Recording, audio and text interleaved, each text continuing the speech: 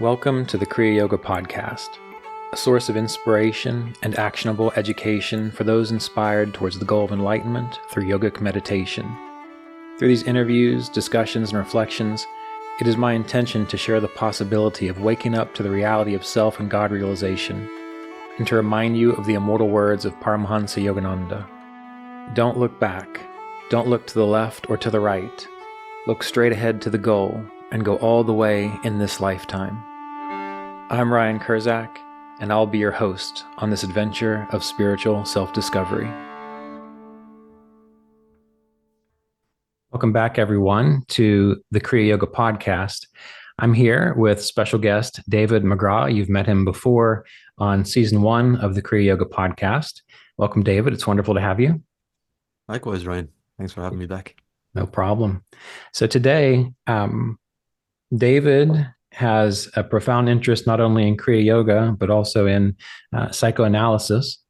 And I thought it'd be wonderful to go a little more into the role of attending to one's mental, emotional, and psychological well-being, and how that really sets the stage for more profound yogic practice. Because often we practice our meditation techniques, we live according to the yamas and niyamas, we do hatha yoga, we do pranayama, but yoga really promises a way to experience subtler aspects of our consciousness.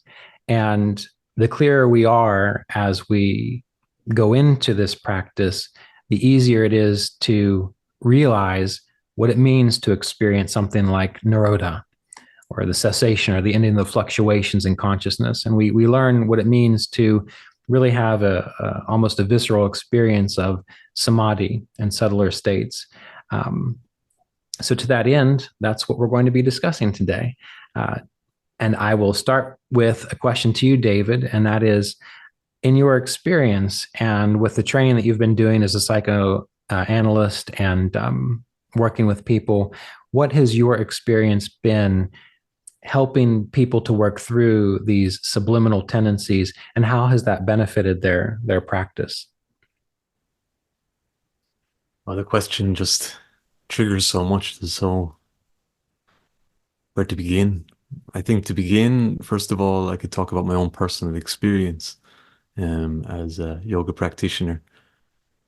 You know, we hear terms like chitta, which field of conscious expression, or deep mind, and it conjures up notions of some unknown space where there's so much that's going on that's determining how we are experiencing life, but it's outside of our conscious recognition. And in terms of my own practice, I know that I really put a lot of dedication into sitting in formal meditation practice and experiencing more internalized states, and with the objective of experiencing some kind of inner tranquility, and in that space then to be able to contemplate and analyze my essence. All the while there was stuff going on in, if you want to say mind, but I'm going to say psyche. There was stuff going on in my psyche that's just kind of like a mishmash of, you could almost say, shooting stars within the space, all this stuff that's going on. And when you're sitting in meditation practice, I'm sure your listeners might be able to relate to this, that's experience of internalization and of inner peace that can be appreciated. But while it's being appreciated, you can also appreciate that there's some kind of movement going on. There's all this kind of disturbance. And sometimes the disturbance becomes more obvious, more defined, and maybe forms itself as a thought that we can kind of grip onto.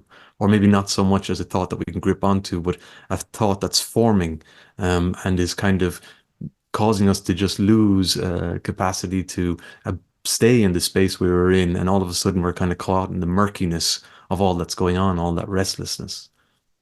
And I realized that through my own practice, that restlessness, that murkiness, that kind of, as I pointed to is going on in a space which is outside of my conscious recognition, but it's determining my whole experience.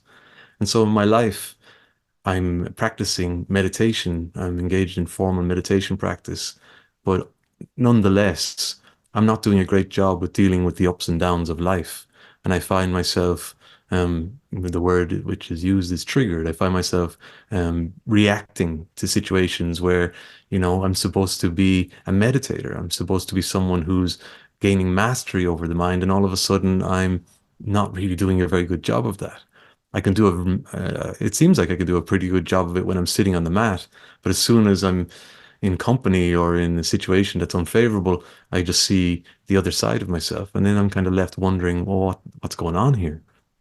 And I think that's where I got a little bit disillusioned in my own practice in how I was relating to yoga.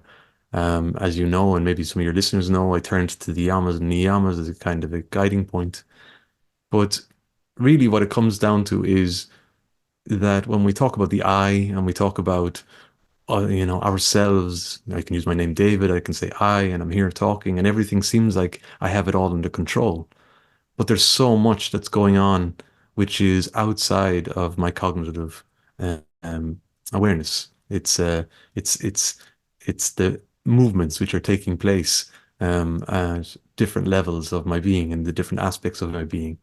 Um, and then consequently, these movements find expression in their own different ways and manifest in to differing degrees. Um, but I'm always subjected to their whims. I'm always subjected to them as they express because I don't know when they're going to express. I don't know what's going to trigger them. I don't know what it is that's going to water and feed that seed so it sprouts up and causes some kind of disruption and bears more fruit and plants more seeds. I don't know how that, I might be able to point to patterns of behavior in my life. And even with that, that can create even more frustration because I can see the patterns, but I don't have any means to pull out the seed, to uproot it. And obviously, we sit down to meditate with the hope that that's what's going to do it. And while meditation does afford us an opportunity to move into a space where we can neutralize movements, there are some movements, or if you want to say, there are some samskaras, there are some seeds which have been planted, which are deep rooted in our psyches. And they could be considered to be the linchpins. They could be considered to be the things which are forming the basis of every other thing that's going on. And so while we might be working through certain patterns and behaviors, we might be able to deal with the more superficial, the more obvious things. What's at the very core of it, it remains unknowns to us, but it is secretly directing and influencing everything else, all the other movements which are taking place. So we really need to be able to just pull them out. But that's not so easy because our whole identity is established on them. It's anchored on them. It's dependent upon them. So any attempt we do to do that, even within our meditation practice, can come up against a lot of resistance. And so we can think that in our meditation practice, well, I'm going to do this. But that part of you that's saying, I'm going to do this, is the very thing that's going to work against you because all of this stuff is outside of your conscious recognition. Your conscious recognition is totally in tune with your ego identity. And so everything that it's doing is to support your ego identity.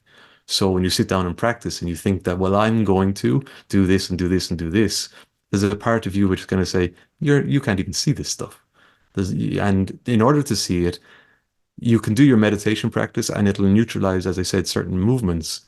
What I've come to understand is in older times, when somebody was learning yoga, they had a very strong relationship with a guru, with a master, with a teacher. We only have to read the autobiography of a yogi and we see how Paramahansa Yogananda talks about his relationship with Sri Yukteswar. And he talks about it as being Sri Yukteswar ironed out the kinks of his personality, which is he puts it in a very mild way, but he literally um, uh, just dug deep into Yogananda's psyche and found those linchpins.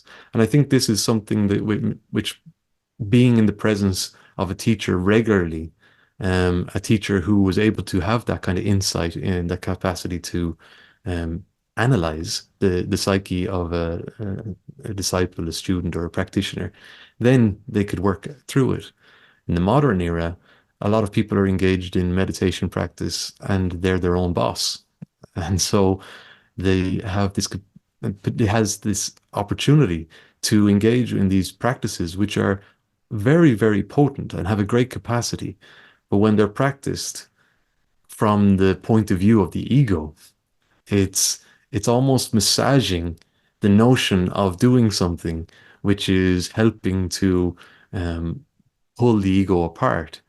But in fact, it's just um, creating the illusion that that's what's taking place. And what's actually at the cause or at the heart or the core of the ego remains intact and remains continuously expressing in whatever way it feels like. Your question, uh, it seemed quite like it was quite had the capacity to be answered in many different ways, and I've answered in this way. But there's probably things that you'd like to touch on that I'll stop for now.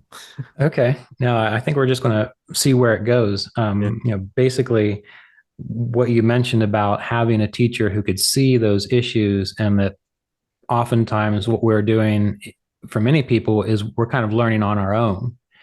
And, there are many reasons for that. Number one, it's difficult to find someone that you have enough rapport with, that is trustworthy, that is knowledgeable about yoga practice, that you can engage with. And then number two, sometimes having access to someone like that is difficult. But when we're practicing on our own, I think the thing that happens is that people, they become very enthusiastic. They have an intuitive knowing and understanding what is possible for them spiritually, also for their holistic well-being.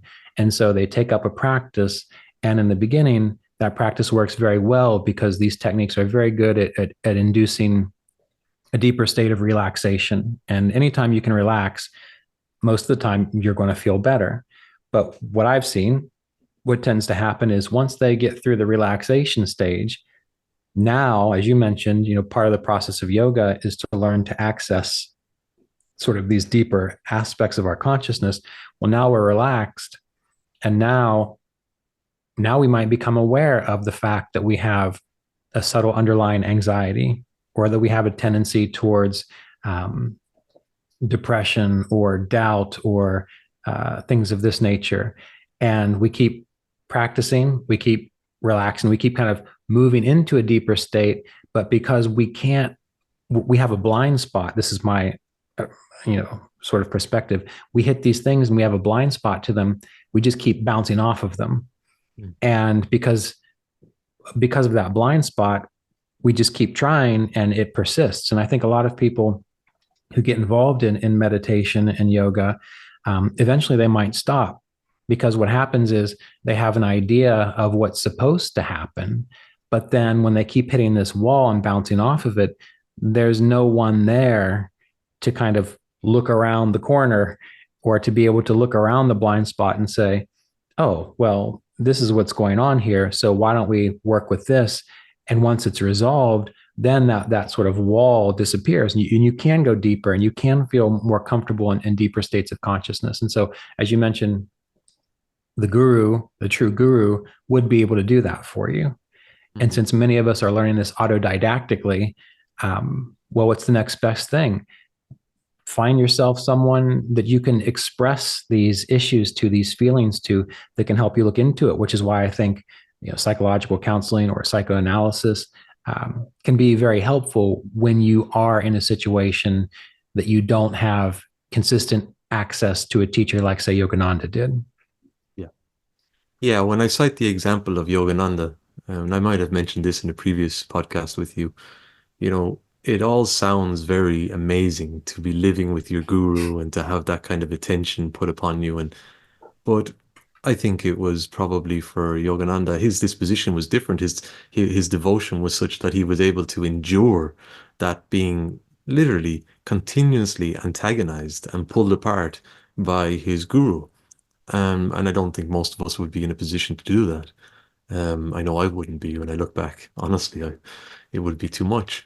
And so the relationship that you can form with a professional therapist is a kind of a relationship where they are a professional who is seeing you not as a friend, not as a teacher, not in any other capacity, but just for the simple purpose of being able to allow you to do that kind of exploration.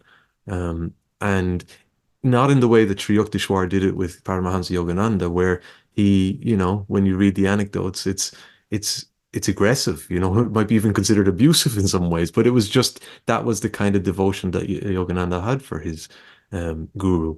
But for the rest of us, as I said, that would be enough for us to run to the hills. But if we establish a relationship with a professional therapist, we can we can gain access into these parts of us which can be uncomfortable to even just get close to. But because of the nature of the relationship and because of the consistency in the relationship, there's a capacity to get closer and closer and to work around it and basically to work through it. And, getting back to that word nirodha, to work through it as in to neutralize it, to neutralize its potency, to remove it. And fair enough, you might get through that one, but that one might lead you to another one that's behind it. And then because of the fact that you're being consistent in the therapeutic process, and because of the nature of the relationship that you formed with the professional, there's a trust in the process which allows you to keep moving with it. What can happen for people in therapy is that they might arrive at a point when they want out, and they might actually choose to get out because what they're broaching or what they're coming across is actually it's opening a can of worms which they're not ready necessarily to peel the lid off yet. And the thing about having the relationship with a professional therapist is that um, you'll feel a kind of support in that process. And even if you do run for the hills, most professionals would be welcome to take you back at a later point when you feel like, okay, there was something there, I can come back and work on that now. Um, so it's that relationship, I think it's unique in its function. It's not comparable to any other relationship that we have in our lives. And if specifically from the modality I work from, psychoanalytical psychotherapy, it's holding up a mirror really for the person to be able, when you stand in front of a mirror and you breathe in it and you've got your breath there and you can kind of write into it. It's kind of like that. Your words are coming out and your words are, you see them on the image of the therapist, of the analyst in this case. You see your words there. And so you're hearing back to you exactly what you're saying, but there's evidence within what you've said of something more. And to do this on your own, you wouldn't necessarily have the capacity because you'd skew it in the way where you wouldn't actually have to see it. Right. Whereas when you're in the presence of somebody who's trained in this, you can't skew it, and they'll call you out on it, and they'll what they say in the trade, they'll punctuate it, they'll interrupt it in a way where you're left kind of pondering over it and reflecting on it and having to scrutinize it yourself. Um, and if you're on your own, you wouldn't have that opportunity necessarily. And getting back to my own experience, I think this is what happened. I had Roy as a teacher. I received instruction in Kriya Yoga principles and practices. I did most of the practice on my own. I would go to Roy and I would talk to Roy periodically. But there's a lot I didn't say to Roy. If I had said it to Roy, Roy would have been able to guide me, but I just didn't say it to Roy, so he couldn't guide me. So I didn't even give my teacher, who I was learning from, the capacity to help me out. Yeah. So that's a perfect example, I think, of just how good we are at avoiding what it is that actually needs to be worked through. But when you go to therapy, you're kind of walking into a room where you're going to come head to head with the bare naked truth of it. Yeah. Uh, Well, before we go too far and before people turn off this podcast, what I would like to say is the reason we're talking about this is because my experience, and I'm sure David's and many people that I've worked with, my experience has been that once we really take a moment to look at this stuff, all those things that we hear about that yoga can do in regards to accessing subtler states of consciousness and having a greater sense of peace and connection to the wholeness of life, by attending to these things, that actually becomes, you can actually experience it. It's not just something that you hope is going to happen. And to speak to what you had mentioned about kind of getting into the deeper aspect of it, what I've noticed is usually when I think or when I have thought that a certain situation or circumstance was the actual problem, most of the time that was not the problem. That was my way of sort of deflecting from the actual problem. And if and so if I was doing it by myself, I would say, well, of course it was because this experience I had when I was a child, or because this experience I had with this situation. Of course, that's what's causing it. But because I was able to work with someone who would say, well, Ryan, you're aware of that, but you've been aware of it for many years, and that's not really helped it. In a way, it was like deflecting. And by working with someone who could kind of help me work around my defense mechanism or work around my deflection, then I would hit the actual topic. And as you said, how people can sometimes run to the hills. Well, since I've always been interested in psychology, that's what I got my undergraduate degree in. I never had any issue working with a counselor. And so whenever I would go work with a counselor, my whole mentality was like, all right, let's dig in there. Let's figure this stuff out, because I was enthusiastic about it. But when I started coming up against the stuff that was the actual real cause of the problem, I can remember sitting in my counselor's office one time about 15 minutes before my session and actually feeling, I had no idea what I was going to come up against, but there was an intuition there. And I was really feeling dread. I was like, do I really want to know what this is? And so if we're trying to do this on our own, I think it's very hard to go into that cave. And sometimes it's helpful to have someone like your guru, if they're skilled and trained and able to do that, or a professional, to help you walk through it, to recognize that it is something that can be resolved. And sometimes we're very good at having defense mechanisms or deflecting away from what an actual issue is. Just when you said there in relation to a guru, if they've got the expertise to do it, I think within the yoga world, especially a lot of people practice yoga as a form of mind-body awareness. I think that to expect a yoga teacher of any kind to be able to do this is maybe putting a demand on them which they might not be able to fulfill. And and they might try, they might feel that they should do so, but that that could actually have a counterproductive effect. I think the fact that we have different disciplines in our modern era where people dedicate themselves to different things, it allows us to acknowledge that they're serving a function. And when we think of the olden days, where, again, getting back to Yogananda with Sri Yukteswar, it's a very, very different time. You wouldn't go off and live with somebody to master a trade in the modern era. Your parents would have a lot of questions about that, letting you out of the house and live with someone else, and just the whole nature of the way things are done in the modern era. To just respect that what you're getting from one person is what you're getting from that one person, and the other things that you might need, you might have to look elsewhere, and that's perfectly okay. When you were talking there about the sitting inside the office and intuitively knowing that there was something that was going to come up for you, I I like to liken this back to the vritti. When we talk, because we talked about Naroda, we talked about that as stopping or the neutralizing. But the vritti, like these movements, I think it's very easy just to relate that to the thinking apparatus, that these are just thoughts. But while that's true, while it is thoughts, I think that vritti is any kind of movement that's taking place within the chitta, within the field of expression.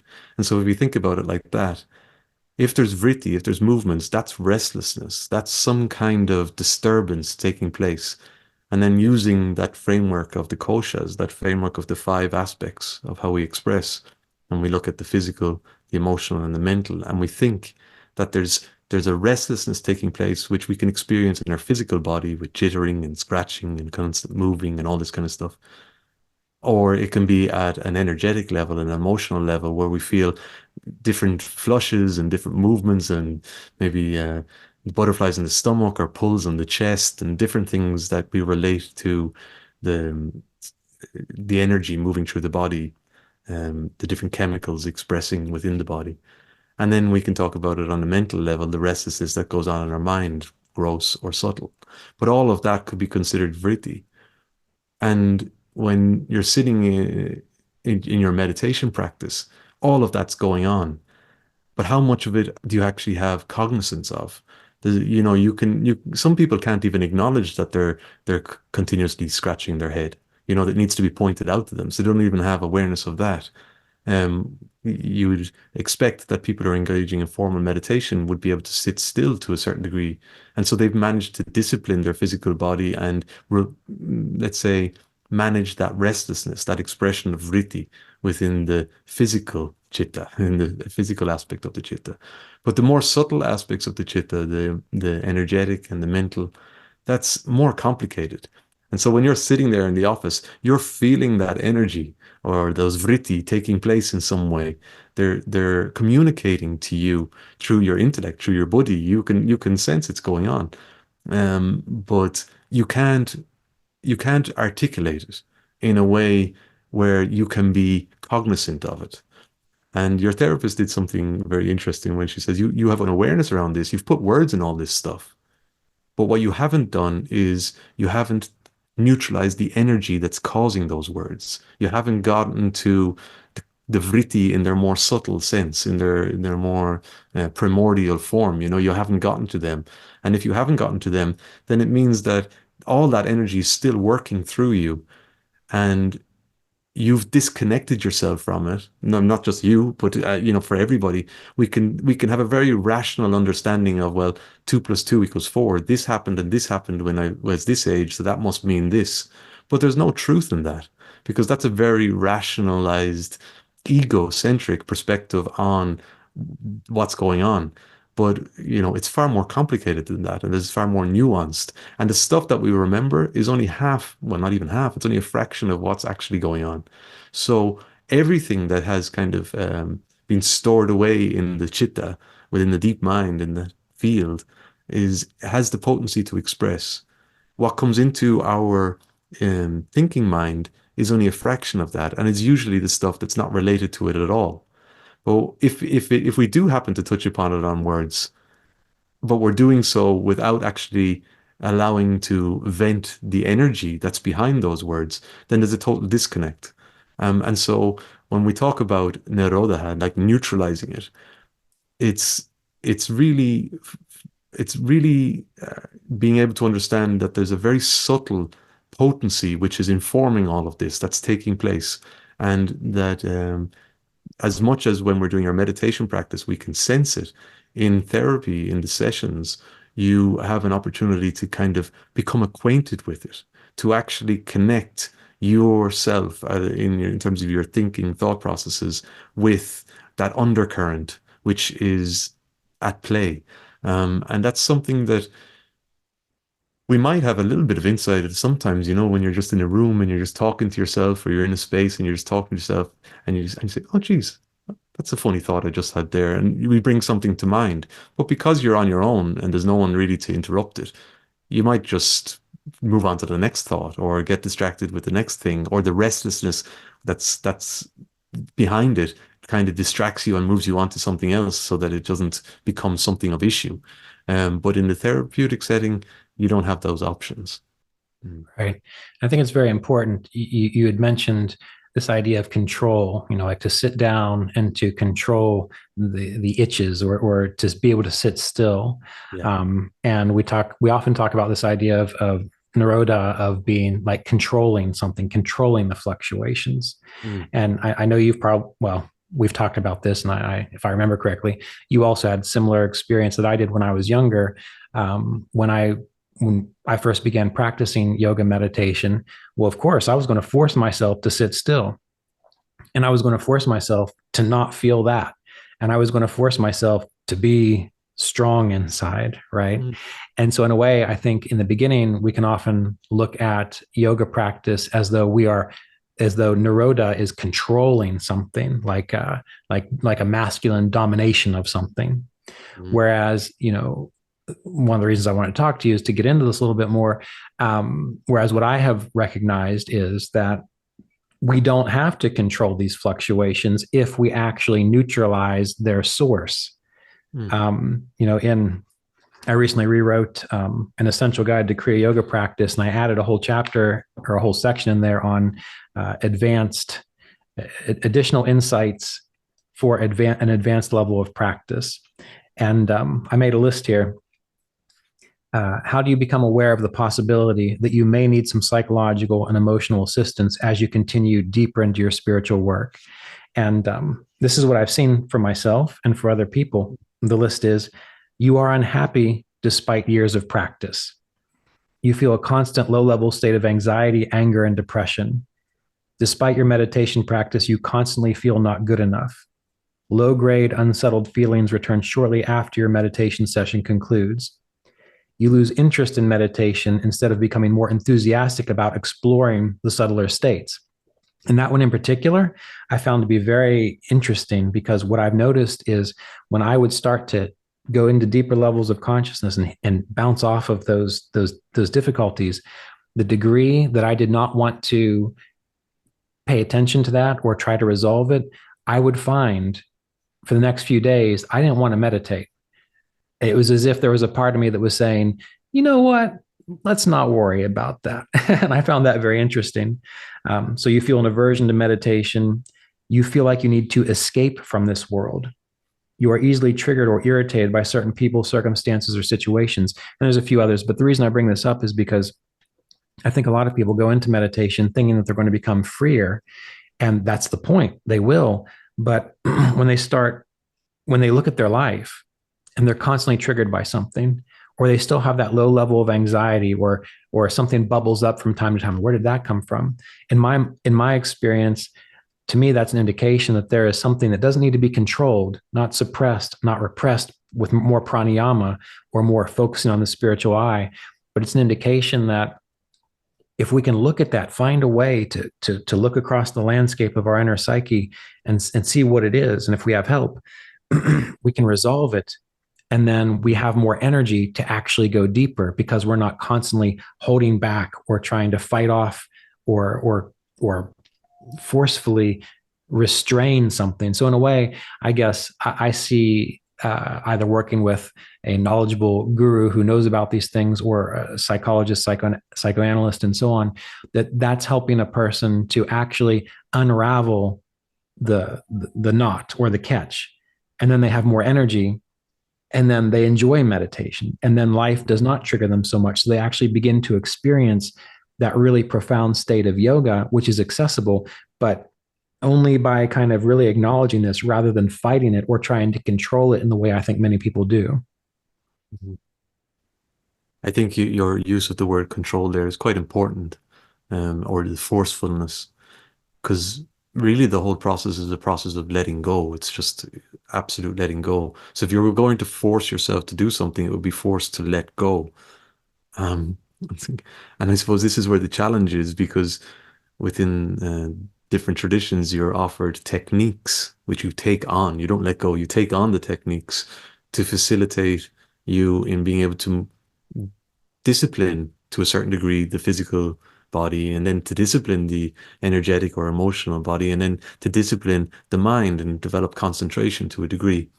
But if there's workings taking place, we can do that. Like when I say when there's workings taking place, when there's movements, when there's a potency, when there's an energy, when there's a vrittis expressing at a very subtle level, we can come to understand or get the impression that all it is just disciplining. It's just me disciplining and forcefully doing this thing, and then all of that stuff goes away. But that's only to a certain degree, because you can never get rid of it if it hasn't been dealt with. It needs to be worked through. And the working through, as we said, it could, in the olden days, the teacher would be there to guide you.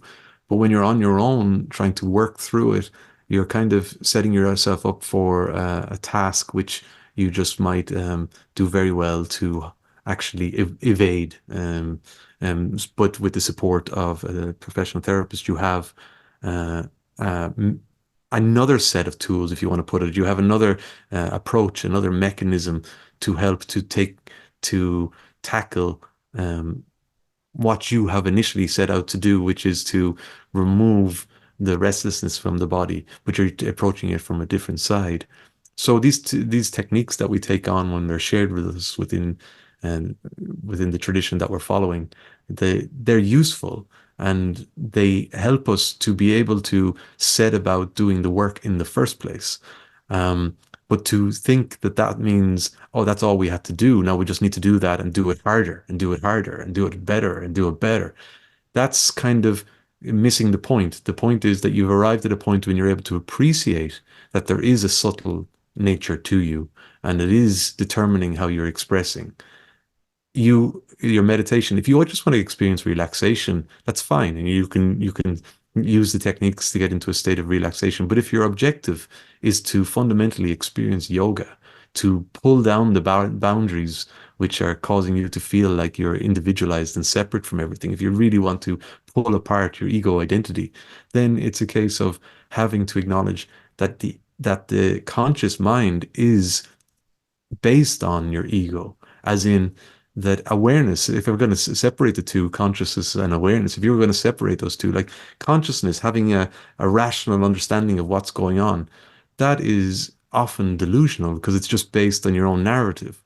You can have awareness of a situation with no thoughts and no words and nothing commentating on it and perceive it absolutely accurately as it is. But when we talk about our conscious minds, usually what that means is that we're thinking about something and we're rationalizing it. So if that's the tool that we're using to help sort out ourselves, it's basically like having a divided mind where you're using one side of it to tell the other side what to do, and they're kind of playing tennis with each other. So you to pull that apart, to actually break it down and break it open, um, we can't rely on our conscious thinking processes to do it. So the professional therapist will help to do that because they'll step in and help to pull it apart. But that's not to say then that our practice, that meditation is no longer of value, because then meditation takes on a new value, because once we've started to pull apart our relationship to our conscious thinking processes, which like to think that they have everything in control and they're, on top of things, and the sentence that they said is perfectly articulated and everything is okay, and they're the, you know, they're the best version of themselves and they're moving towards perfection and all this stuff. That thinking apparatus, once it starts to be called into question, then when you sit to meditate, you're not sitting down with this with it as being the king, as what did Paramahansa Yogananda called it as king ego. So king ego has been dethroned. A new king hasn't been installed yet, but you've created a space for that king to come into place. The intellect will be working in its behalf. So when you sit in meditation, you're no longer caught up in the dictations of that king, of king ego, because that has been called into question in your therapy practice. Now it's just being shown to you or revealed to you to be a conspirer against your achieving yoga. And so the more you're in therapy, the more that will be revealed to you, which means then that when you sit down to meditate, what are you using as the mechanism to meditate? You're not using your conscious thinking processes. You're more using your own intuitive capacity to have awareness, to move into a state of awareness, which is beyond thinking. Um, yeah. Well, I think it's important before we go too much further. You've used the term intellect a few times, and you're referring to like the buddhi, Buddhi, correct? yeah, yeah. I'm Yeah, referring to the yeah. And when we use that term, like the buddhi, that's not intellect, as in I can no, do physics problems. yeah. Yeah, that's intellect, as in sort of an intuitive sense of truth and sattva and lightness and wisdom in a way, Yeah, primarily. sometimes I just explain buddhi or intellect as just paying attention. As it starts off with concentration, but with the idea that using this apparatus, it helps you to move into having concentration without effort. It's that capacity to actually just pay attention. And I think that's what it comes down to, Ryan, we talk about restlessness existing in the physical, in the energetic, and in the mental. That restlessness is dismissed, or it's neutralized as a consequence of just paying attention. And so when we talk about going to therapy, therapy is helping you to pay attention to things that you have bought into but haven't been able to see for what they actually are, including your thinking processes, including your whole patterns of thinking, which you've built your whole identity around. It's really just paying attention to it all. So often I just simplify buddhi to mean just pay attention. Right.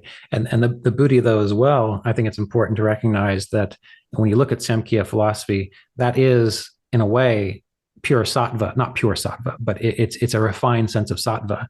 And so sattva is the ability to, as you mentioned, to be aware, to be present. And so many people kind of ask, well, how do I know I'm making the right decision? Well, oftentimes they're trying to make decisions with their mind that has limited information, and they're thinking. And one of the whole reasons that we practice yoga, and when we still these fluctuations, and by stilling the fluctuations, what's that?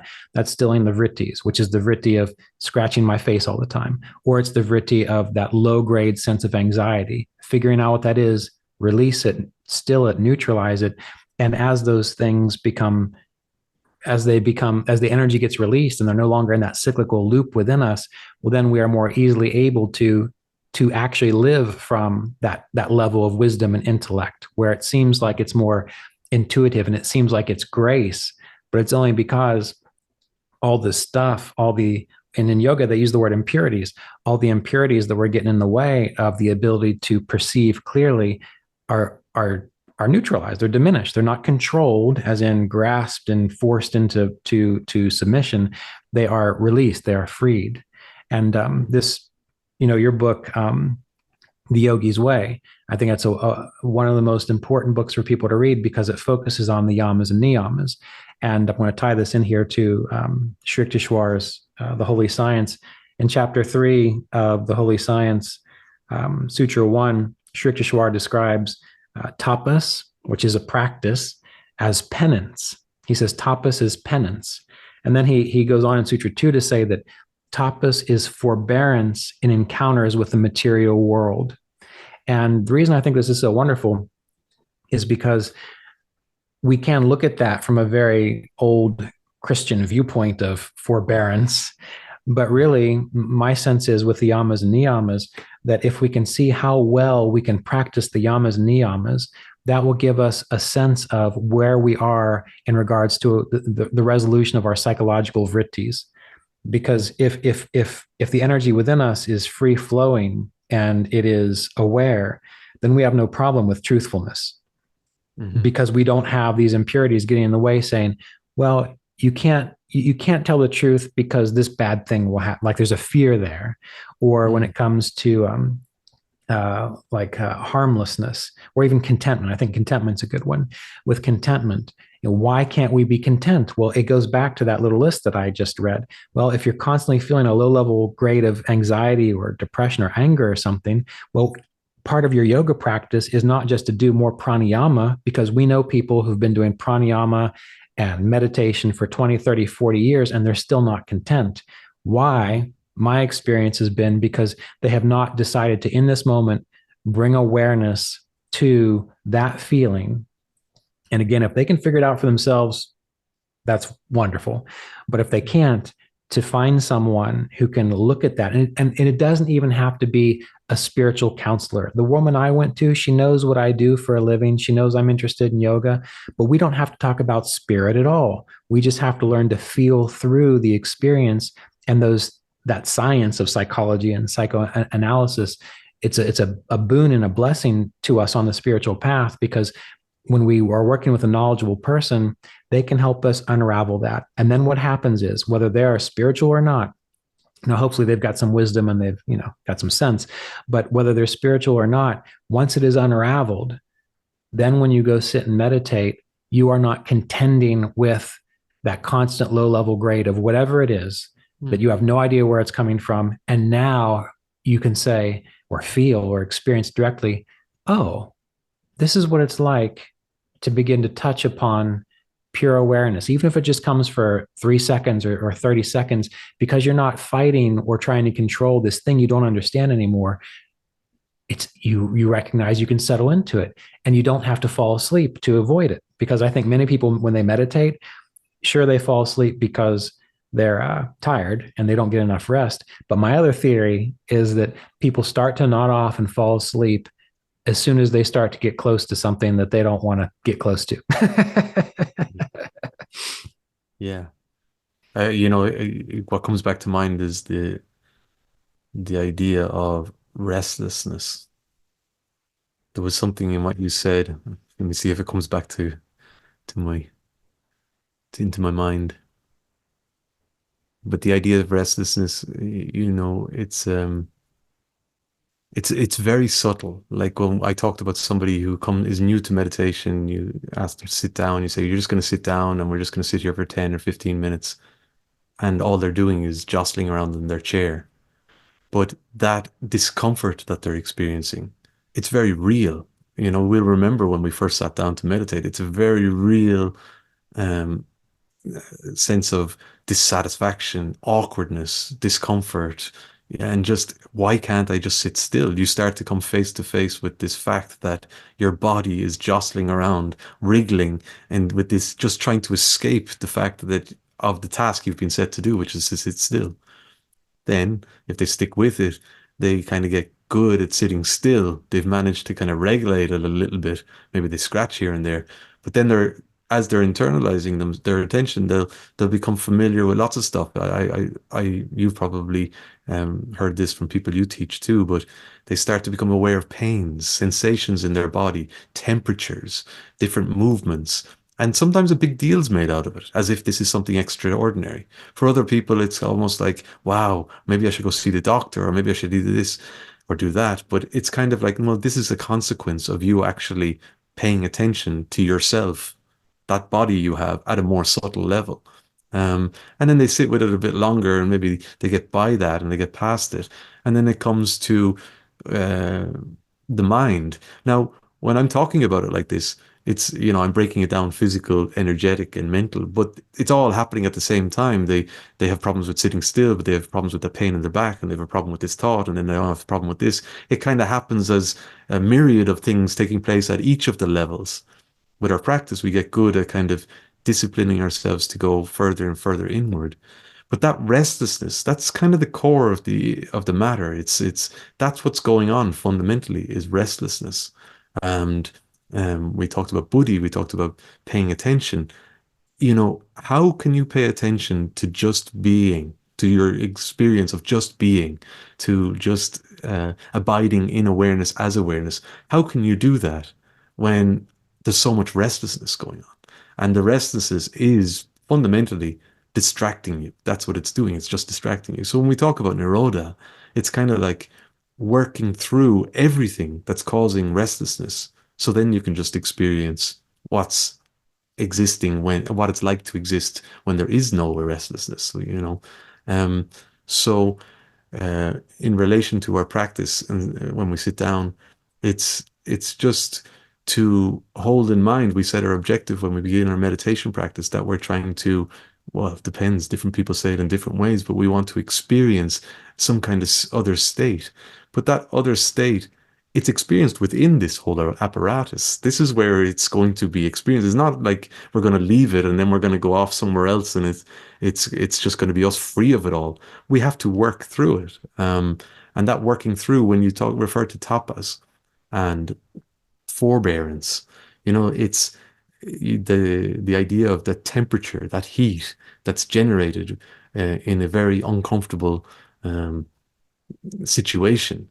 You think of days when you're in school and you had to sit through a teacher talking to you about a subject you didn't like, and it was just like, how can I get out of this? And you start doodling and you start whispering with your friend and you get yourself into trouble and all these other things. But that's the restlessness at that age in that situation.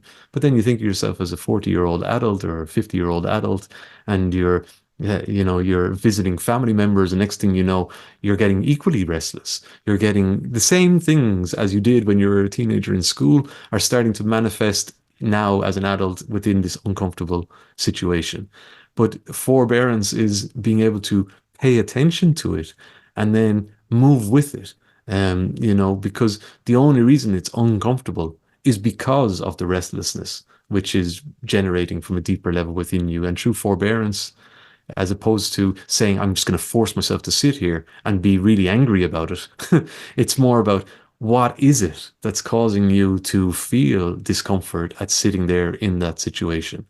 Um, and sometimes with our practice, we're able to connect with what's behind it all, behind the whole experience. So the experience itself isn't so tangible or of relevance. We're now relating to it more objectively because it's not all that it appears to be.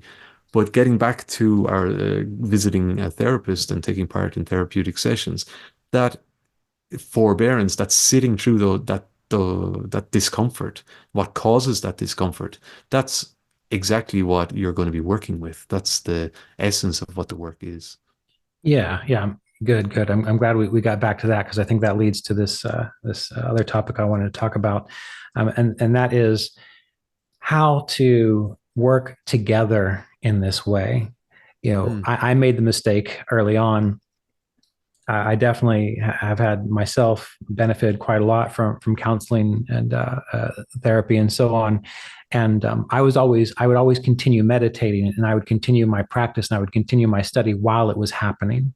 And what I found was that was almost synergistic, in that by working through certain things, that would free up more energy, which would allow me to meditate more deeply, more alertly, more dynamically, more alive inside.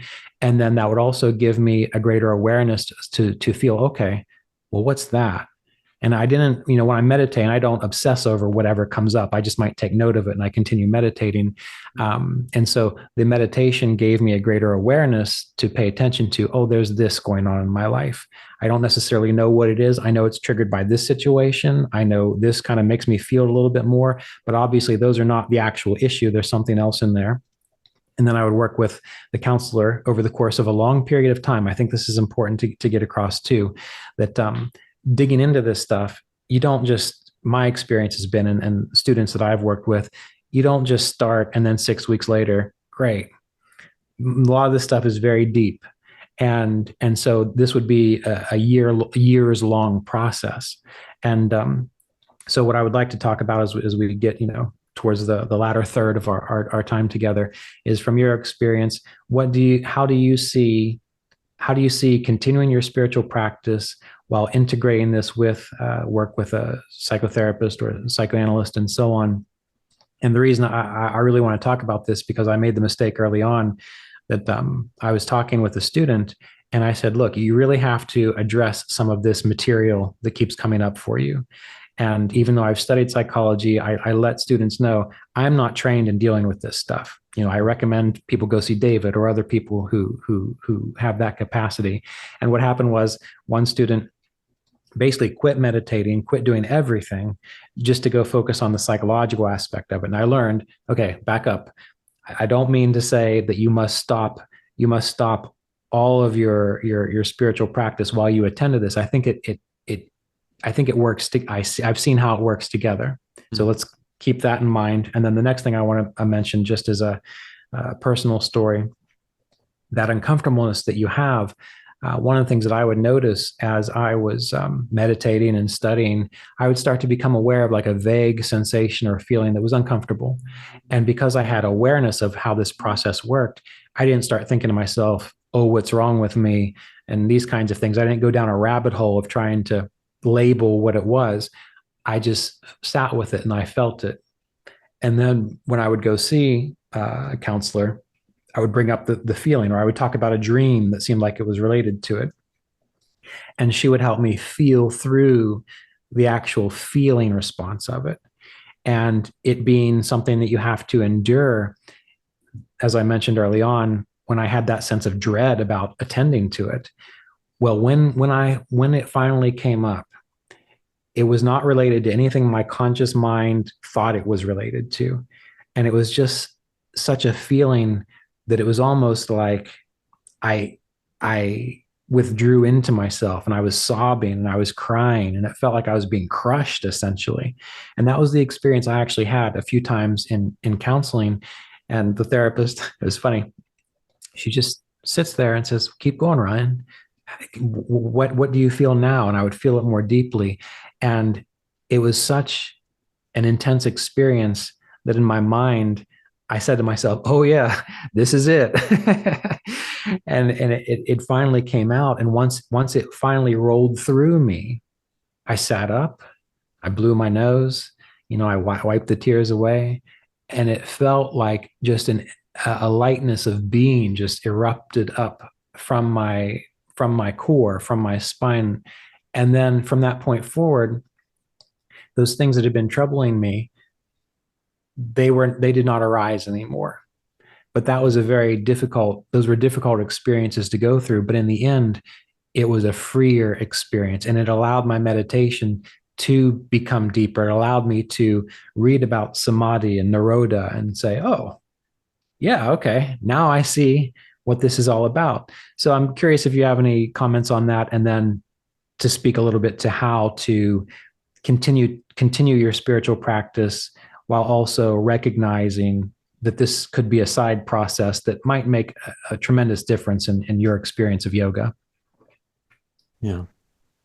I think maybe going towards the first part of the question, that the two are the two together, I feel, are a surefire way to achieve what we're setting out to achieve. I think that they're very complementary. Saying that, a lot of people, not a lot, I don't know how many, but people can be attracted to meditation and to the yoga tradition and the Kriya Yoga tradition out of desire to be free of some kind of suffering, to alleviate whatever it is that's taking place in their life or maybe their life circumstances for a period of time. And so they may get engaged with meditation practices, and then they may also at the same time try out some psychotherapy.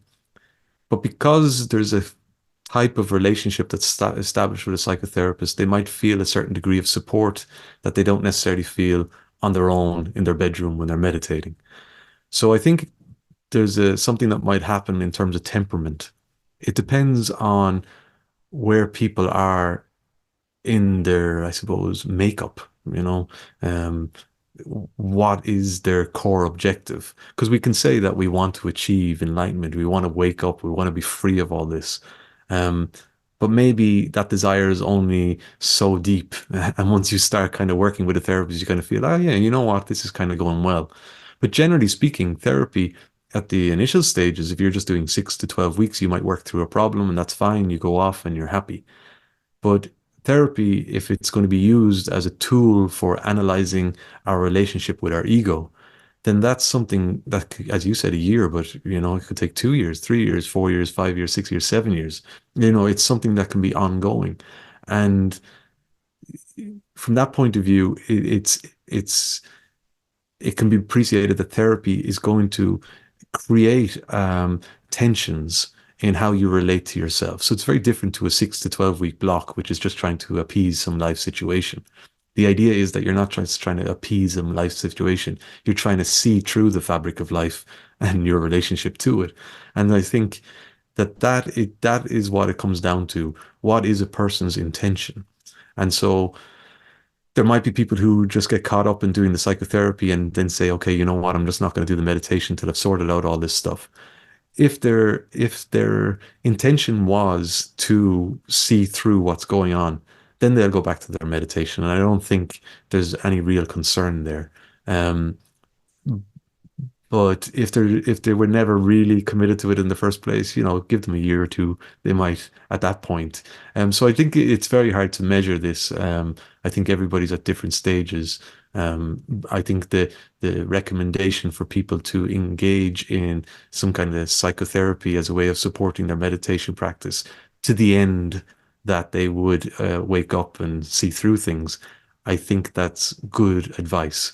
If somebody ends up neglecting their spiritual practices, their formal practices, because they're just happy with what they've got now, well, that's more a sign of where they were at in the first place, I think, than Well, than anything else. Yeah. that reminds me of a little cartoon that Mr. Davis would talk about. I think it might have been like a Far Side cartoon, but it was just like a one panel cartoon, Mm. and it's got a yogi up on a hill and he's meditating, and then a person climbing up the hill with his backpack on, and he reaches out and he says, "I don't want enlightenment. I really just want enough to get by." Yeah. And I think that's a very good point that you brought up, because I've considered this as well.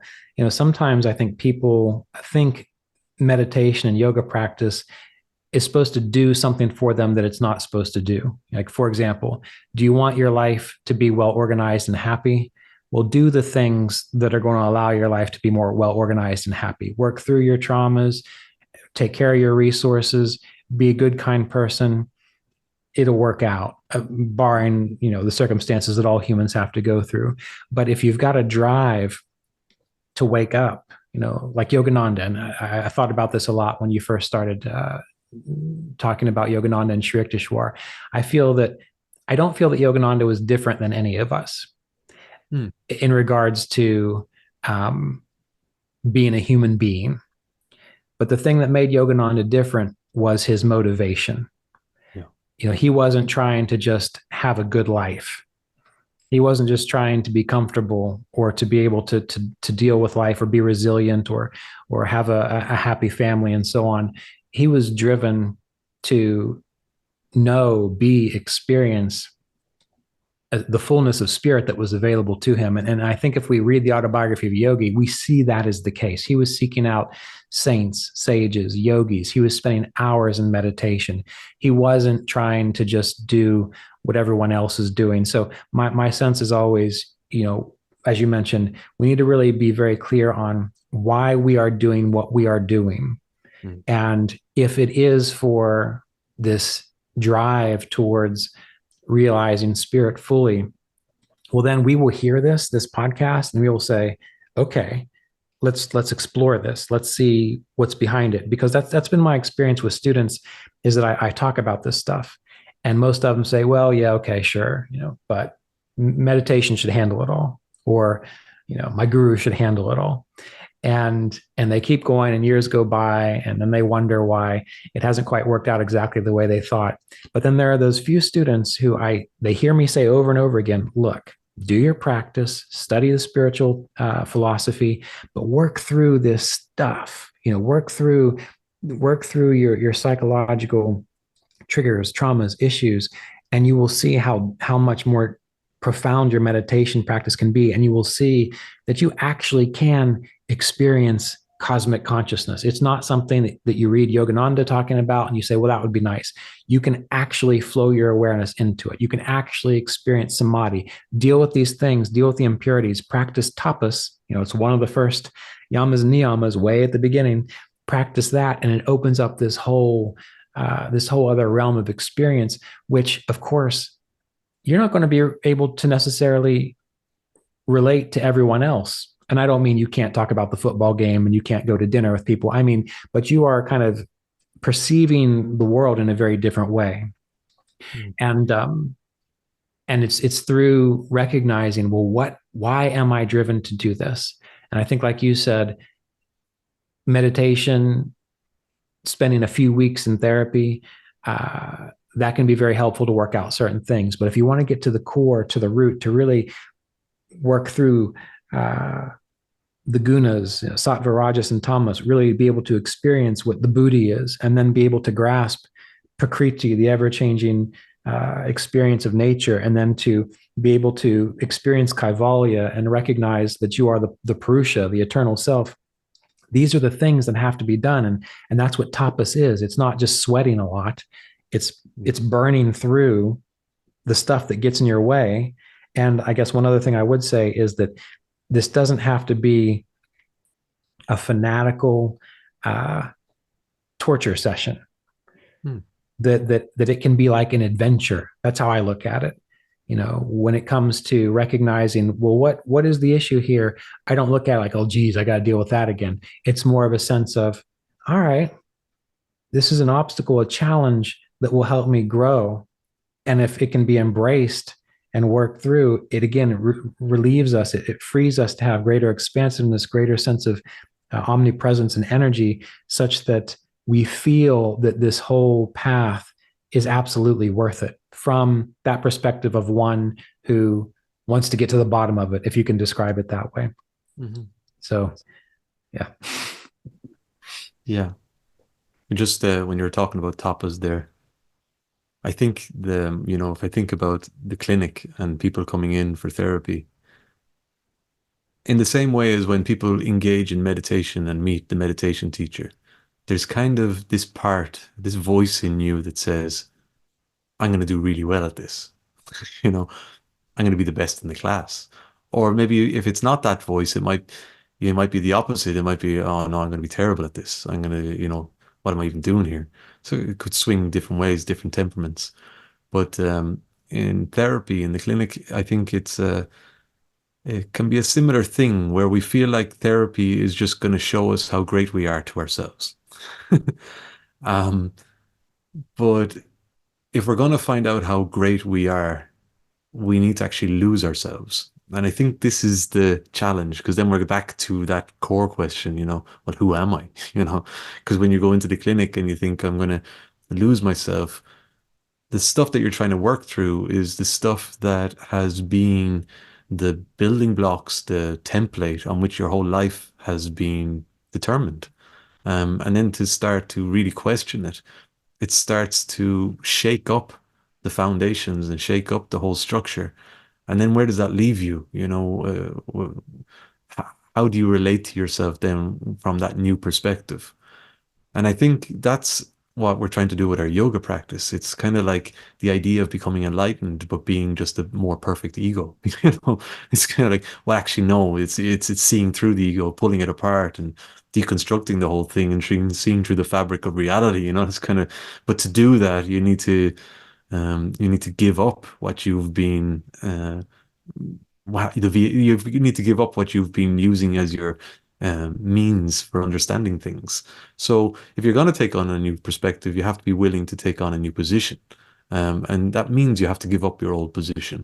And so in terms of like moving from A to B, from A ordinary self perspective to B, which would be a more oneness consciousness perspective, if you're going to take that transition, then there's the steps in between, let's if we put it like that, the steps in between each step is going to always feel uncomfortable, because you're always going to feel the pull of, I just go back, I'll just go back, I'll just go back. But as you're moving forward and forward, there's a momentum that gathers. And there's a momentum that gathers. I wouldn't say that it's a case of you seeing the light, but it's just that you have faith in your movement and you're forward moving, and it's gathering more and more momentum. So that position A that you had, it just seems less viable to return there. And I think maybe what happens people when they've been engaged for meditation for many years is that they've started this momentum, but they haven't had something to support them in dealing with that part of themselves that's hidden from them. The way that they're so capable at just hiding the truth from themselves. So they haven't had a way to deal with that. So they've picked up momentum, they're moving there, but it seems like they're not getting anywhere because there's this weight that's just still just dragging them back. Even though they have momentum now, it's just dragging them back. And so therapy is the means to work through that heavy load. It's when you talk about tapas and disciplining, or maybe disciplining might be, showing us off in the wrong direction, but just the idea of sitting with the difficulty and the challenge. Um, Therapy just gives us a chance to um, not be so alone in doing it. And as a consequence of not being alone, not deluding ourselves. Because I think fundamentally it comes down to that. We're really good at hiding ourselves from ourselves. And that comes back to the splitting of the mind and the using our rational thoughts to quantify and make sense of our behaviors and justify them and all that kind of drama that we do with ourselves. But we're very much on our own with all that stuff, and it's very alienating. It's very lonely. It's very suffocating. It's very frustrating. And when we go into meditation practice and we think, no, this will sort it all out, and it might give us 30 minutes of appeasement, some kind of disconnect from it all. But then we open our eyes and it's that weight is still on our shoulders. And so our momentum is with our meditation practice, but we're dragging part A. We're trying to get part A to come with us to part B. So therapy just is the tool, the mechanism which just helps to just unload, to just let go. Yeah, let Yeah. go of everything that we're carrying so we can just make that transition to where we want to go. I think that's important. The idea that you used of momentum, Mm, in the sense of how this can also help us develop faith, mm, because my experience was, um, there are many things that I didn't want to look at. I knew they were there, and I didn't want to look at them. Why didn't I want to look at them? Because I didn't think I had the capacity, the strength, or the ability to resolve the issue, or who knows what I thought. There's something there that was making me feel like, don't even go there.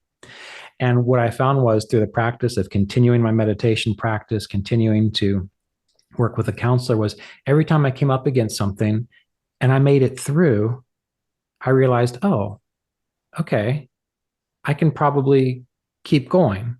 And so what happened was, there was this momentum from the drive of the spiritual practice, but also there was the realization that these things that seem so overwhelming, once you kind of resolve one, you can recognize, oh, maybe I can resolve the next one.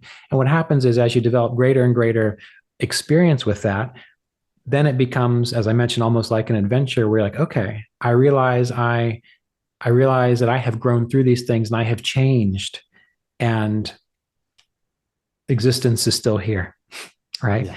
Not necessarily me in the way that I was, but existence is still here. And that's also something that I think happens with us in our normal life too. I think a lot of people come to meditation because or meditation and spirituality, because they really just want bad things to stop happening, Mm, or they really just want change to stop happening. They want to hit a plateau where it's just coasting all the time.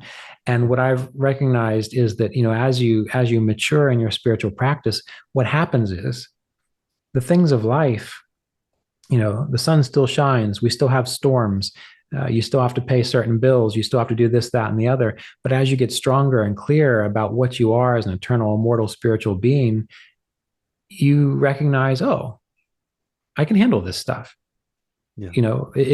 Life can be lived, and I don't have to be crushed every single time this one snag comes along. You just step over it and you keep going. And I think that's a very important thing to recognize, that part of this process isn't to reach a plateau in a human experience where, you're dragging your old self, and now that old self is now a glorified version. Yeah. Now the new self is a glorified version of the old self. It's more of a recognition of constant, I don't know how to describe it. Do you understand what I'm trying to say? Absolutely. There was words that were bubbling up in my mouth to kind of help you out there, but uh, they're not coming. They're not coming. But I think Okay. that's the point of it. I think that's the point of it. We even just in our trying to communicate an idea, it's beyond our capacity to actually be able to articulate it and have control over it and be like all perfect and have it all down. There's something which is not within our capacity to regulate, and that is life expression. Life expresses, and it does so in its own terms in a very magic way. And we're moving with it. Like you're saying, it's not a case that one day we learn how to speak the English language and forevermore everything that we utter is in perfect grammar and perfect syntax. And it's not a case of that. And even when it comes to writing, we get things mixed up and people don't understand us. There's this, like, the world, the nature of it all is imperfect. It is bound to imperfection. Like that's just it. But it's it's working itself out perfectly. The imperfection is perfectly being navigated by whatever you want to say is navigating it, but it's holding it all together in a very magical way. And so for us to engage with it, it's kind of to accept that imperfection and to accept that we're engaging with life's expression on its terms, which is where imperfection is fundamental to it, because it's the imperfections that allow for the little tensions and the opportunity for creation and for resolution. If it wasn't there, it would just be very boring. So we need this kind of I suppose polarity, I suppose is the word, you need that interplay of the different forces just to allow for the drama to unfold. Our position in it is very much following and subjected to those forces. But when we say rising above the gunas, rising above these cosmic forces, rising above this polarity, it's not that we're, as you say, plateauing to some state of perfection or anything like that. It's more that we're just able to pay attention to it, see it, have full awareness of it as it's unfolding. And even though, you know, I don't know, we have an experience where something disappointing happens, and it can be acknowledged as a disappointing experience to all the world. It's disappointing, and you within your human form can recognize that's disappointing. You may even shed a tear, but there's a part of you which knows, but everything's been looked after, because it's not that's not the end scene, that's just one of the many, many, many scenes. But what you have the capacity to do is to be a spectator while you're also an actor. So it's kind of this magical position that we're in. Yeah, yeah, and that leads to a whole other topic of Ishvara Pranidhana, which I don't think we're going to get into. But I do have one final question for you, and just to get your insight. A lot of people who I talk to, I refer students all the time. I say, go talk to a counselor, find someone that's professional and knows what they're doing. Not the 20-year-old who just got his life coaching degree, but someone who's actually studied ways to help you understand things.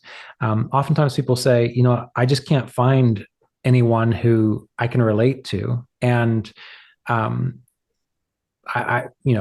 sense is, well, you just keep looking. I mean, it's like when you're going in a relationship, you don't just see someone walking down the street and say, hey, let's get married. You pay attention. You see, is there capacity? Is there rapport there? So I guess I'm kind of asking from your perspective as one who has really studied this stuff more deeply, what would you say to people when they say, I think that's a great idea, but so far, no one has been able to help me. And I think there's two sides of that. Number one is, I know that a lot of resistance can come in, and you can just say, no one can help me, and so you don't let them. But on the other side, I think it's very valid to acknowledge that you might have to try a few people before you kind of get into that therapeutic capacity. I think just to hit on your point about resistance, that is not to be underestimated. When we're talking about opening up cans and taking the lid off things, so for some people, you'll know they've showed up at one of your meditation workshops or a class or a group, and they'll be there. They might even walk out halfway through just by not being able to tolerate what they're experiencing. So for some people to go to therapy, while they might even be meditating, they might go into therapy and then they start and they hit upon something which is just a little bit too close to the bone, or let's say a little bit more uncomfortable than they wish for. And so, they might back away, as we said, run for the hills, but still continue with their meditation practice. Well, The way I kind of, yeah. real quick, you might be going this direction with what you just said. How is there any way for people to get a sense of if they are doing that, if they're hitting resistance, or if they are actually interacting with maybe someone who might not necessarily have the skill? Well, this is where things, the discussion around this, there's quite a lot of discussion around this within clinical circles, amongst professionals, because it depends on the modality. There's different modalities of psychotherapy, and they'll talk about it differently. But who's responsible for, if you show up in the clinic, who's responsible for you not staying? Is it you yourself who's not responsible, or is it the therapist who wasn't able to serve your needs in the way you needed to be served? Like, it's not about serving needs, first of all, and it's not about you know pandering to what the demands of the client. And nor should the client think that the therapist needs to pander to their needs. So there's an expectation there as well. Like, what do you expect when you go to therapy? I think fundamentally, if we engage with meditation practice, we learn techniques within the Kriya Yoga tradition with an open mind, with an idea that this is going to be something new and there's a learning curve and I need to apply myself. And I think when you go to therapy, it's the same thing. There's this, if it's your first time, you're going to be in a situation which is probably going to be different to in any other situation you've ever been in. And you're going to have to open up about aspects of your life, which are, you might be you're not used to opening up about. In fact, you might never have spoken to anybody about the certain things that you bring up. This whole process is very sensitive, and it's quite the talking around it. It's not just a point. It's kind of like the whole essence of it. Just the way we said that somebody might run out of a meditation class halfway through because they can't tolerate it. We're talking about the resistance. We're talking about their own experience of their own restlessness. We're talking about their vritti. So if somebody is running away from a therapy session, can they ask themselves, am I running away, or is it because that person isn't the person for me? The two things are two sides of one coin. And it's, yeah, you'd be very likely to blame the therapist. It's just not the therapist for me. But a part of that is also because you don't want to endure what it is that they had to offer. But, that's a very, there's so much more that could be talked about in this, because it might be the modality of therapy that didn't resonate with you. It might be just the room that you walked into that didn't resonate. There might be some things there, very subtle things, which didn't resonate with you. So what you said about, try out somebody else, try out another modality, try out another clinician or therapist. You might have to just explore it a little bit. But to say therapy doesn't work for me is the same as to say meditation doesn't work for me. It's kind of, we know what that means. Right. Yeah, that makes sense. In my own experience, I remember when I had gone back to counseling after Melissa, my late wife, passed.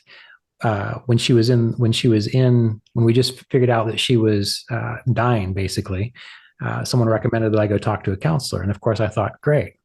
Okay, so I'm dealing with the loss of my wife.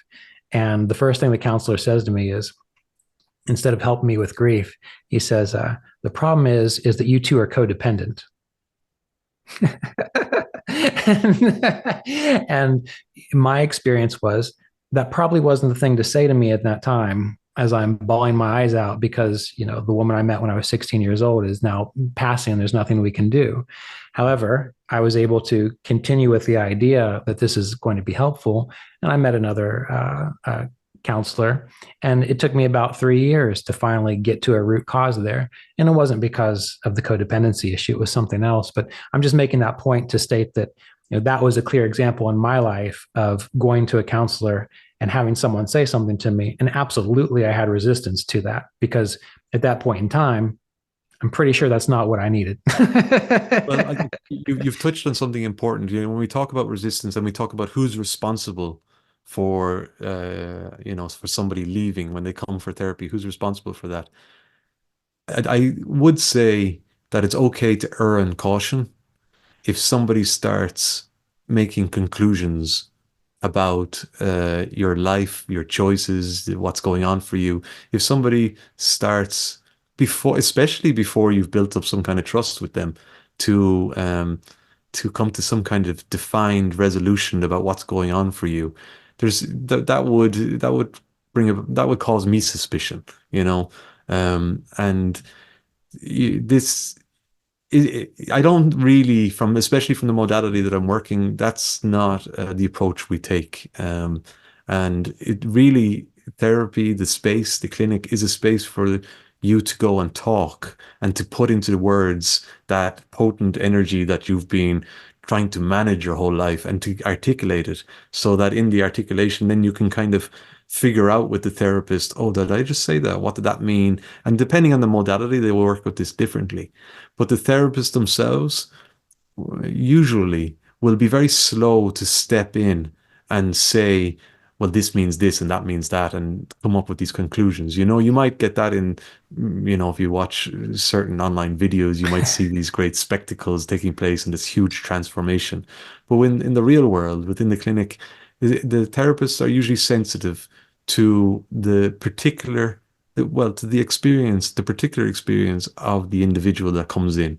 Mhm. There is a kind of an understanding that the way they see reality is the way they see reality, and it's as difficult as it is for some people to sit and do meditation without moving, and we look at them and we say, "But you just sit still. You're making so much noise." From our perspective, it's very easy to say that, but from their perspective, enduring this is intolerable and very uncomfortable. So for a therapist, it's kind of that's how they perceive the somebody coming in. It's kind of like what they're going through is unbearable and it's causing a great deal of discomfort. So to just appreciate that and acknowledge it and allow them the space to talk around it and work through it progressively, rather than jumping in and trying to figure out their life from them. Yeah, yeah. I remember one of the counselors I worked with, it had been about 3 years. And so, when we talk about time, that's Yeah. 3 years in. And I remember saying something to her one time about how I still felt alone in this pain. And this was the first time she got very, very animated. And she said, well, counseling and this kind of therapy is about being able to share a space with someone so that you can express it and feel it and know that you are supported in it. That's what she said to me.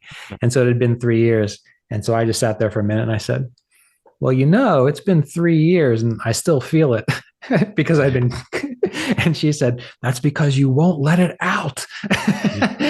And then from that moment on, I reflected on that and I thought, okay, so how can I allow that to come forth? And I just share that story because that was a moment where I was confronted by the counselor and I didn't run away. I didn't think to myself, well, who is she to say that? I stopped and I reflected upon maybe there's something to that. And that was when a significant shift occurred within the process. So I think keeping that in mind is also helpful. Yeah, and just like the way what you're sharing there, you had been going to her for 3 years, Right. so there's a certain trust that's built up. But I think it's important for people to understand when they, we use the term shopping around, but when they're embarking on this kind of experience, that there are many different modalities of psychotherapy. They have it, just like yoga has a psychology of mind, which comes from a certain philosophical viewpoint. Many, not all, but a lot of modalities of therapy will have a kind of a philosophy that they're working off. Some don't, but some do, and that will inform how the therapist actually conducts therapy sessions. And so they won't all be the same, and they may focus in on different things in different ways. And so even though you might go to, like, a very common one is CBT. CBT is one that people talk about a lot about nowadays, which, Cognitive behavioral therapy, right? yeah, Yeah. yeah, cognitive behavioral therapy. And then there's another one which kind of follows on, dialectic behavioral therapy, which is DBT. Um, but there's a kind of an onus in CBT of having the capacity to be mindful. I don't want to undermine it. There's a lot of other aspects to it which I wouldn't be familiar with. But that modality might work for person A, but for person B, it might be like, no, I'm looking for something a bit different. I'm looking for something a little bit more like this. So there's a modality for everyone, just as in there is a yoga tradition for everyone, or a spiritual tradition for everyone. So it's not really a case of bad mouthing one over the other. It's just that you'll be drawn to one or the other. And just in the same way as some of your listeners may have been drawn to the Kriya Yoga tradition and not to Kundalini yoga, or not to whatever other type of yoga that might be out there. There's something that took place which gave this tradition meaning for them. And Right. that's what's allowing for it to work. And you just trust that. Right. So I should quit just telling everyone to do eye movement desensitization reprocessing. I should allow them to explore their own path psychologically. You do flaunt that one. You do you carry that torch. Yeah. But I think that's perfectly fine. It's kind of like I carry the torch of an Lacanian psychoanalysis, and that's the torch I'll carry. And it's, I suppose, to each their own, as they say, but to understand that there are more. Right. But in saying that, you know, it doesn't just come down to the modality. It'll come down to the person who's actually filling the role Right. and serving the function. It comes down to that too. So even though you might be going to, what is it, EMDR? Yeah, Even though EMDR. Right. you might be going to a therapist qualified in this, and you might go to another one. You're kind of doing it differently to the last therapist. Right. So there's a lot of different, I suppose, nuances to it that will make it work or not work for you. Yeah. But I think in the same way as people come to you, Ryan, to receive instruction in Kriya Yoga, and somebody might ask them, well, why didn't you go to this person or that person or follow this organization or that organization? They all do Kriya Yoga as well. They'll have their own reasons, and it's just, that's all there is to it. Yeah. Yeah. My favorite question that I've been asked recently is, did Roy Eugene Davis teach the same techniques as Self-Realization Fellowship? And I respond, I say, well, I didn't study with Self-Realization Fellowship, so I don't know. And then I never thought to ask him because, in the same way, I was drawn to study with Roy for a particular reason, and it didn't really occur to me to look around. So, well, that's it. There's a level of trust which just makes you not interested in certain aspects of things. Yeah, but if you're still shopping around, you could understand why somebody asked that kind of question. Absolutely. Yeah. They have certain motivations. Yeah. Yeah. All right. Well, this is the first podcast that I've recorded for season 2 of the Kriya Yoga podcast. And boy, we've been talking for almost 2 hours. And this is, I don't know if I mentioned in the beginning, David reminded me that we're recording this on, it's the 29th of February, which is a leap year, right? Yeah, this is a leap year. Yeah. So this is an extra day for us. Yeah. Yeah. But before we conclude, do you have anything else you'd like to share? Any closing thoughts you have? I think my closing thought would be, don't trust your thinking mind is trying to make sense of everything.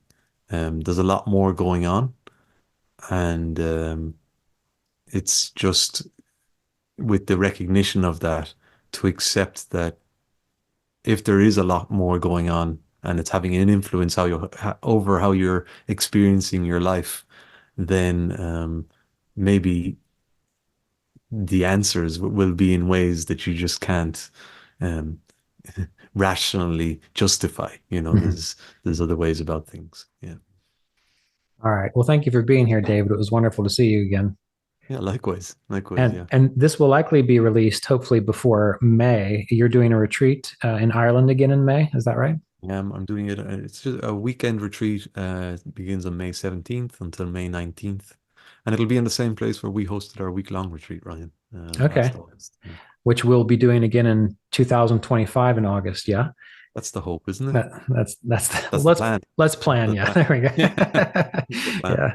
All right. And if you want to learn more about David and his work as a Kriya Yoga teacher, or the book, The Yogi's Way, or even about his psychotherapy, you can go to www.davidmcgrath, spelled MCGRATH.IE, and I'll also put a link in the description below. So thank you so much for being here, David. It was wonderful. Thank you, Ryan. Take care. Take care.